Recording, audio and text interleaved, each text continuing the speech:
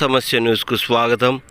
హనుమకొండ జిల్లా నడికూడ మండలం పులిగిల్ల గ్రామంలో 15 లక్షల రూపాయలతో తలపెట్టినటువంటి సీసీ రోడ్డు పనులు ప్రారంభించిన మరపకాల శాసనసభ్యులు రేవూరి ప్రకాష్ రెడ్డి గారు ఈ ప్రారంభోత్సవ కార్యక్రమానికి ముఖ్య అతిథిగా విచ్చేసి ఈ పనులను ప్రారంభం చేసి అతి త్వరలో పనులు ముగించాలని కాంట్రాక్టర్లను ఆదేశించి తెలంగాణ రాష్ట్ర కాంగ్రెస్ పార్టీ ముఖ్యమంత్రి రేవంత్ రెడ్డి గారు తలపెట్టినటువంటి అభివృద్ధి కార్యక్రమాలలో ఇంకా ముందుకు తీసుకువెళ్తామని పరకాల శాసనసభ్యులు రేవూరి ప్రకాష్ రెడ్డి అన్నారు.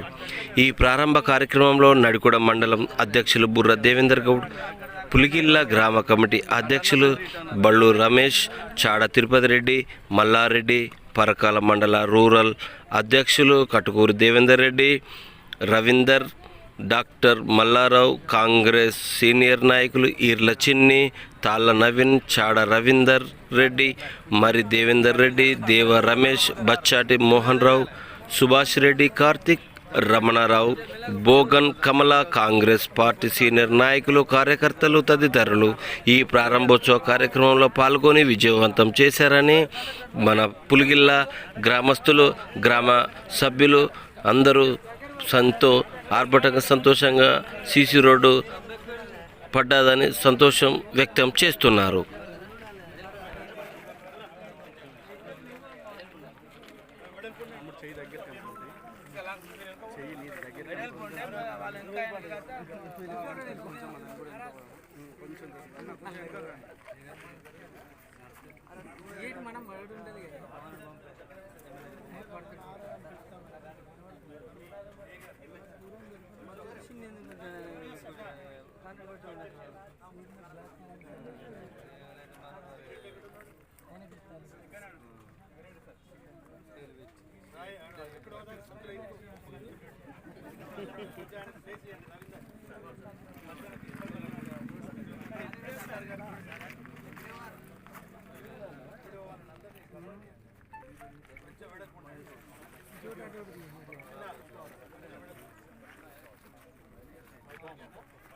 ఓకే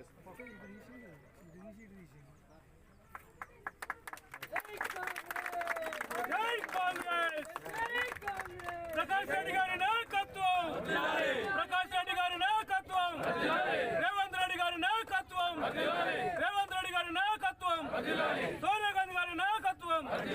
జై కాంగ్రెస్, జై కాంగ్రెస్, ప్రకాష్ రెడ్డి గారి నాయకత్వం, ప్రకాష్ రెడ్డి గారి నాయకత్వం. రాజు ఇంకేమైనా ఉందా ఇక్కడ?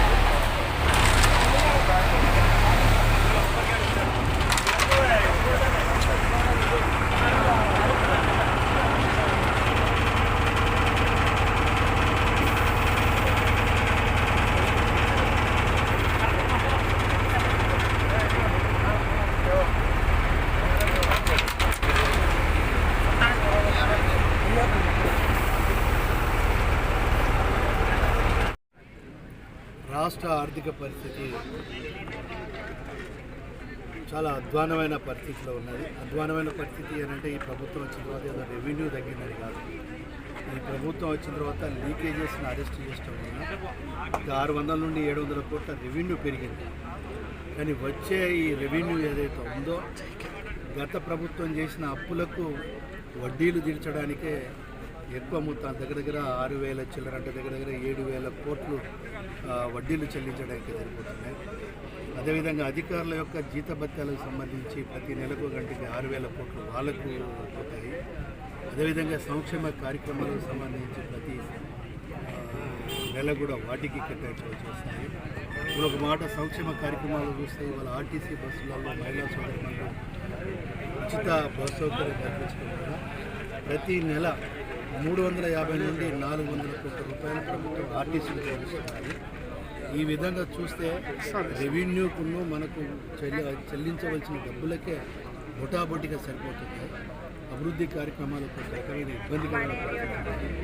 అయినా ఎంతో కొంత పని చేయాలి అని చెప్పి స్టేట్ డెవలప్మెంట్ ఫండ్ అనేది వాళ్ళు మన నియోజకవర్గానికి టోటల్గా 10 కోట్ల రూపాయలు ఆర్థిక సహాయాలు ఇవ్వడం జరిగింది. 10 కోట్లలో మీరు చూస్తే ఇప్పటికే మనము 11 kV లైన్లు ఏదైతే కరెంటు లైన్లు ఇళ్ళ మీదకి వెళ్ళి ఉన్నాయో వాటిని షిఫ్ట్ చేయడానికి 2 కోట్ల పైన వారికి ఇవ్వడం జరిగింది. అదేవిధంగా ఎండాకాలం ముందే ఎండాకాలంలో ప్రజలు ఇబ్బంది పడొద్దు మంచినీటి సౌకర్యం అని చెప్పి మంచినీటి వ్యవస్థను అభివృద్ధి చేయడానికి ఎక్కడైనా లింకులు ఉంటే లింకులు కలపడానికి వాటిని దగ్గర 2.5 కోట్లు వాళ్ళకి ఇవ్వడం జరిగింది. అదేవిధంగా ఇప్పుడు పాఠశాలలో కొన్ని చూశారు, మలక్పేట రెసిడెన్షియల్ పాఠశాల చేసాం. అదే కాకుండా వంచనగిరి కూడా చేసాం. ఇవాళ వాటి యొక్క అధ్వానమైన పరిస్థితి వాటికి కావాల్సిన నిధులు కేటాయించడానికి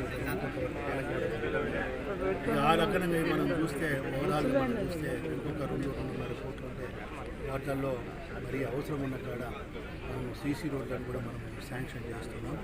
ఈ సీసీ రోడ్లను కూడా ఒక భవిష్యత్తులో కూడా అంటే యాక్చువల్గా రోడ్లు వేస్తే మినిమం 50 సంవత్సరాలు చెక్ జరుగుతుంటారు. ఆ విధంగా అధికారులను కూడా ఆదేశించాము. మనం క్వాలిటీ విషయంలో ఎక్కడ కాంప్రమైజ్ కావాలి, మంచి క్వాలిటీ చేయాలి. అదేవిధంగా